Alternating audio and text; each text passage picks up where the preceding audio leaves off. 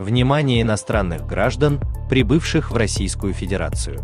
Иностранные граждане, прибывшие в Российскую Федерацию в целях осуществления трудовой деятельности, обязаны пройти государственную дактилоскопическую регистрацию и фотографирование в течение 30 календарных дней со дня въезда в Россию, либо при обращении с заявлением об оформлении патента или разрешения на работу.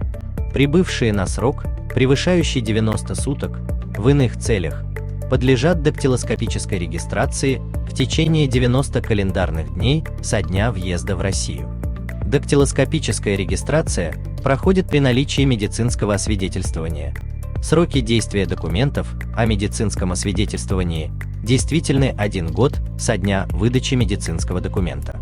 В случае неисполнения обязанности по прохождению дактилоскопической регистрации, фотографирования и медицинского освидетельствования в отношении иностранных граждан, будут приняты решения о сокращении срока временного пребывания в Российской Федерации и высылке из России в 3-дневный срок.